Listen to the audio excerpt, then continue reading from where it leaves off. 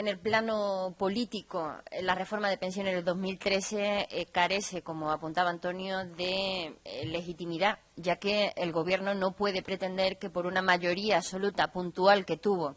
vaya a imponer una reforma de pensiones que pueda durar para 3 o 4 décadas. La reforma, además, hurtó el diálogo social, es decir, es ilegítima, no solamente por ese motivo, sino porque no pasó por el diálogo social y tampoco, como absolutamente todas las reformas de pensiones anteriores, por la Comisión del Pacto de Toledo. Eludió el Pacto de Toledo, eludió el consenso del Pacto de Toledo el Gobierno con su reforma de pensiones en 2013 y con ello lo que hizo el Gobierno en 2013 fue hacer partidismo con las pensiones. Para que esto se recupere, las pensiones han de volver al consenso y el consenso solo es posible derogando esa reforma del 2013 y volviendo a mantener el poder adquisitivo de las pensiones, porque es el PP quien está bloqueando todo el consenso en materia de pensiones, tanto en el diálogo social como en el Pacto de Toledo, y lo está bloqueando todos los acuerdos posibles, porque no acepta que para construir cualquier acuerdo, y sobre todo el consenso, es necesario que se revise, cuando no que se derogue, la reforma de pensiones del 2013. Y además el Gobierno es que carece de legitimidad porque carece de argumentos, porque es absolutamente insostenible, injustificable que se empobrezcan a los pensionistas de este país cuando la economía está creciendo a un ritmo importante, cuando los salarios están creciendo, aunque poco, pero varias veces lo que crecen las pensiones, cuando las rentas de la propiedad y sobre todo de las empresas están creciendo también considerablemente, cuando se hacen rebajas de impuestos que benefician sobre todo a las rentas más altas y que castigan y que son los que empobrecen nuevamente el nivel de vida de los pensionistas, cuando además sabemos que el nivel de ingresos públicos, hoy mismo lo publica Gestha en un informe, es de los más bajos de la Unión Europea, hasta 6 puntos por debajo de la media europea, además con bonificaciones fiscales de hasta 2.000 millones de euros.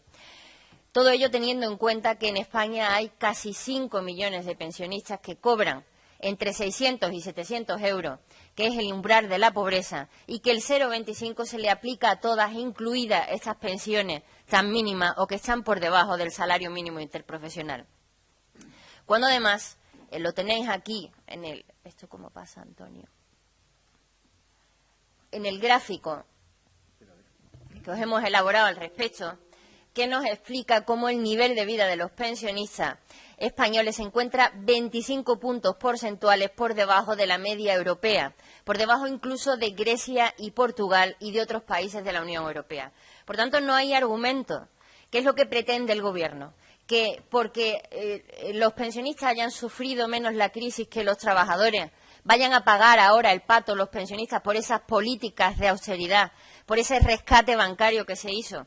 porque se haya hecho una reforma laboral que dio lugar a millones de despidos y una devaluación salarial sin precedentes, porque hayan tenido una serie de pequeñas, por cierto, mejoras antes de la crisis, vaya a pretender el Gobierno que ahora los pensionistas paguen por ello. Es que pretende el Gobierno, además, mejorar la situación de los trabajadores a costa de los pensionistas. No hay manera de justificar el empobrecimiento de los pensionistas desde ninguna de las ópticas. Y desde ninguna de las ópticas porque el mecanismo que utiliza esa falsa revalorización del 0,25 es la más regresiva que pueda existir. Porque lo único que dice ese mecanismo es que cuanto más anciano, cuanto más mayor, más pobre se es, y eso es absolutamente injustificable, injusto y desigual, y crea un ejército de pensionistas pobres en nuestro país que desde UGT, desde luego, no vamos a consentir. Por ello, en UGT decimos que mantener el poder adquisitivo de las pensiones no solamente se debe, sino que se puede y se debe. Resultan muy ridículas esas declaraciones que se hacen desde el Gobierno donde insisten en que no se les cuente la realidad a los pensionistas para que no se alarmen, que les digamos que la situación no va a ser tan grave. Eso no lo vamos a hacer en UGT, todo lo contrario. La UGT quiere que esto no se produzca. Queremos que el presidente del Gobierno mañana en su comparecencia pública asuma y diga que las pensiones no van a seguirse recortando y que los pensionistas de este país no van a continuar empobreciéndose. En UGT defendemos que el mantenimiento del poder adquisitivo es una componente fundamental, esencial y primordial del derecho a unas pensiones suficientes. Se trata de un derecho básico, inseparable del derecho a la pensión de jubilación. Y como tal derecho entendemos que hay que garantizarlo por encima de todo, porque además si no se garantiza lo que estamos es condenando a los pensionistas de este país a la pobreza generalizada y futura, permanente y constante. A juicio de UGT hay dos maneras de garantizar este derecho y estas son nuestras propuestas que vamos a plantear, como decía en un principio, al Gobierno y a todos los grupos políticos. Que se otorgue en el marco del Pacto de Toledo la consideración, en tanto que derecho básico de todos los pensionistas, de que la revalorización de las pensiones es un componente no contributivo de las mismas. La verdad es que no hay duda de que la revalorización es un componente diferente al resto de conceptos que originan el cálculo de la pensión, que son la parte verdaderamente contributiva para lo que el trabajador contribuye durante toda su vida laboral.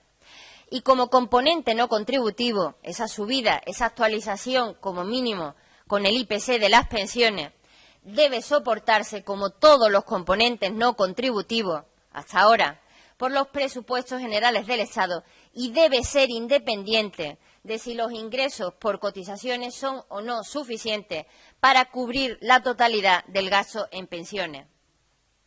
La segunda alternativa sería establecer un mecanismo fiscal de carácter finalista con capacidad suficiente para sufragar la revalorización anual y el mantenimiento del poder adquisitivo de todas las pensiones. Pero como consideramos en UGT que la situación es urgente y esta segunda alternativa del mecanismo fiscal requiere de un mayor estudio, UGT demanda que desde este momento el Gobierno se comprometa a mantener el poder adquisitivo de las pensiones con cargo a los presupuestos generales del Estado. En términos de gasto agregado, por otra parte, tanto por los cálculos facilitados por la Seguridad Social como por la AIREF, nos dicen que tanto el gasto futuro como el actual, incluso incluyendo esa revalorización al IPC de las pensiones, va a estar en el nivel o muy por debajo del nivel de gasto de muchos de los países de nuestro entorno europeo. Por tanto, es perfectamente asumible y planteable. En consecuencia, con todo esto, la UGT se va a dirigir al Gobierno y a todos los grupos parlamentarios para que apoyen y aseguren desde este mismo ejercicio y en el futuro el mantenimiento del poder adquisitivo de las pensiones. Y, en paralelo, por supuesto, vamos a continuar con las movilizaciones de pensionistas y del resto de trabajadores en tanto esto no se produzca. Estamos ciertamente esperanzados, y permíteme que se me diga esto, de la comparecencia de mañana del presidente del Gobierno. O sea, queremos ver de una vez por todas que el Gobierno anuncie que está dispuesto a modificar su política en materia de pensiones. Eso supondría, ni más ni menos, que daría respuesta a la situación en la que nos encontramos y que empezaríamos, en todo caso, pues a hablar de aquellas cuestiones que como colectivo nos afectan. Y que quisiera hacer otro llamamiento, que no se nos siga provocando. Si no es posible que se articulen mecanismos que den soluciones a la situación por la que pasa el colectivo de jubilados y pensionistas en este momento, que se abstengan de seguir haciendo manifestaciones que nos están provocando constante y permanentemente. Y como eso no sabemos si va a ser posible o no, y como tampoco sabemos qué es lo que va a anunciar el presidente del Gobierno mañana, nosotros vamos a seguir con las movilizaciones que teníamos previsto en principio para el día 17. Y sí que quería hacer un llamamiento pues a toda la sociedad, a la participación de toda la sociedad, a todos los colectivos. Yo creo que el defender las pensiones es cosa de todos. Se dijo aquí claramente ya por parte de algunos compañeros y, por lo tanto, yo creo que es absolutamente necesario. Y también haría un llamamiento al resto de colectivos para que al final nos unamos, para que vayamos juntos, para que al final consigamos no solo ganar una batalla, que parece ser con lo que se conforman algunos, sino ganar precisamente la guerra que supone que el Gobierno modifique su política en materia de pensiones. Las manifestaciones, como digo, prácticamente van a ser todas por la mañana en todo el territorio español. Empezarán normalmente sobre las 12, las 11 de la mañana y a partir de ahí iremos en casi todos los sitios conjuntamente con comisiones obreras, en algunos otros sitios con asociaciones, con colectivos, con la coordinadora. Quiero decir, en donde todo fue posible llegar a acuerdos, pues se han llegado a acuerdos, en otros sitios pues no, pero en todo caso lo que sí insistimos es un llamamiento a la unidad, un llamamiento a la participación y un llamamiento a toda la sociedad, porque yo creo que en este momento nos jugamos todos mucho, nos jugamos mucho los jubilados y nos jugamos mucho los trabajadores de hoy que serán futuros jubilados de mañana.